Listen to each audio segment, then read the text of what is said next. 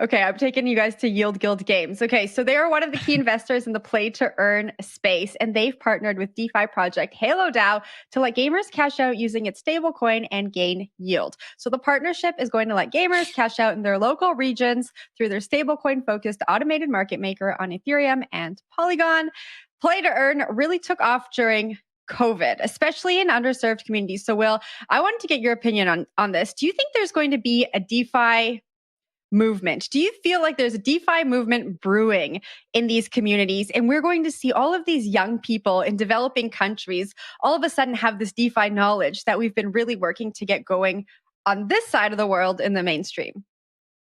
I don't know about the latter half of the question. I think that for the most part, NFTs and DeFi is going to maintain to be kind of I don't know what the right word is, but like a privilege phenomenon. If you have money, then you're going to be able to participate in this. I think there's inklings of this going mainstream and going to other locations around the world. And I think that's where some of the best reporting is happening in DeFi right now, is where you see DeFi in emerging economies where people actually need access to loans and they need access to cheap capital, and they don't have it because there's no banking infrastructure.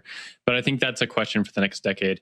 In terms of DeFi NFTs, I think that's only going to keep happening. It makes sense to onboard to my MetaMask wallet, and from there go on to Axie Infinity or go to any NFT game and be able to purchase in-game tokens or purchase whatever you need to in the game to be able to play it. It's a very natural link between those two systems. So I think that's common knowledge at this point too, to a degree. You see NFTs like Axie Potion, I think, is one token you can buy within the Axie economy, and that token has done so well this year. It's just it's like a little in-game potion for your character, and it has a market value, and you can buy it on exchanges, and people track the base price of that token on DeFi exchanges. So there's already an emerging world between these two things. I think we're just really in the first inning, to give Zach a baseball metaphor for the morning. But Zach, I'm going to throw it to you for your thoughts. Thank you so much. It's actually called Smooth Love Potion. So I got a baseball metaphor and a fact check in on you. So that was pretty tight. Damn, SLP. Oh, what a day. It's shaping up to be a good one. All right. Anyway. Yeah, I guess this is interesting to me because it's an off ramp into DeFi, right? So tradition, I wouldn't, I don't know. I don't know what the on ramp is for most users of Axie Infinity in the Philippines, or I think first of all, Yield Guild Games, YGG, is an interesting model, right? It's sort of the Uber of play to earn, right? It's I can't afford this really expensive NFT, but I can borrow it and drive that NFT in this metaverse, and I can earn some income by way of that. And YGG gets its cut.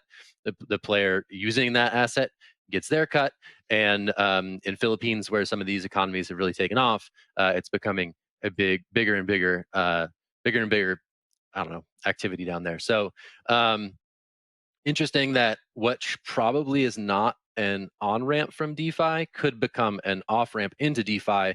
And I think that goes to your question, Jen, as to whether or not this sort of fuels the next wave of adoption in terms of some of these decentralized lending markets and whatnot. So, hey, could be interesting.